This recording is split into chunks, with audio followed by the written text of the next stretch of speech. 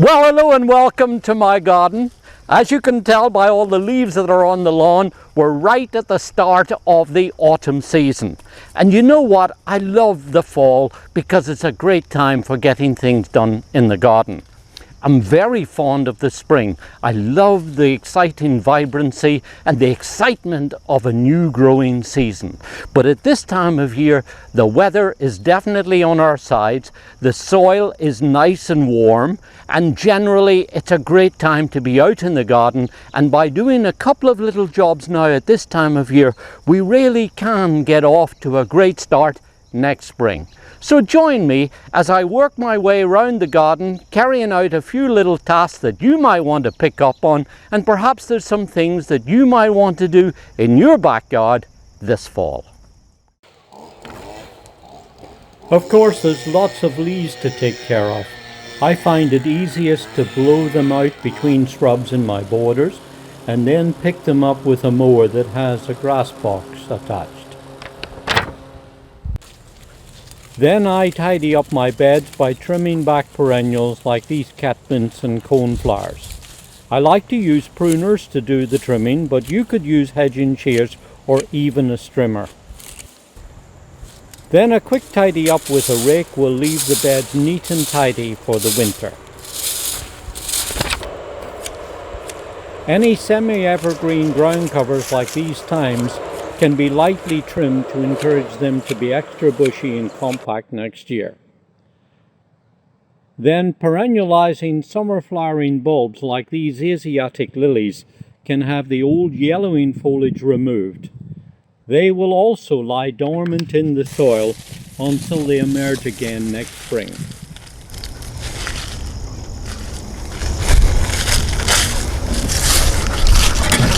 Now, some varieties of perennials have already started to go into their dormancy period. And with them, like these daylilies here, it's really just a matter of cleaning up the bed. And you can do that pretty much with a rake. And if any of them persist, a good sharp tug of the foliage usually means that that's all you need to do. Nowadays, a lot of the newer varieties of buddleias are bred to be sterile. They won't seed into the landscape. But some of the older varieties that I grow here, like this one, a nanoensis type, sets loads of seeds at this time of year. And if I'm not careful, they will spring up elsewhere in the garden. So one of the little jobs I do at this time of year is just go through with a pair of pruners and snip off the old flower heads. And of course that prevents this reseeding into the garden. Now, of course, it's always a good idea to deadhead roses throughout the whole of the growing season. But now at this time of year, by taking off the old seed heads, you're preventing the energy that would go into making seed. And you might even, if we get a nice mild autumn, get a new flush of more flower buds.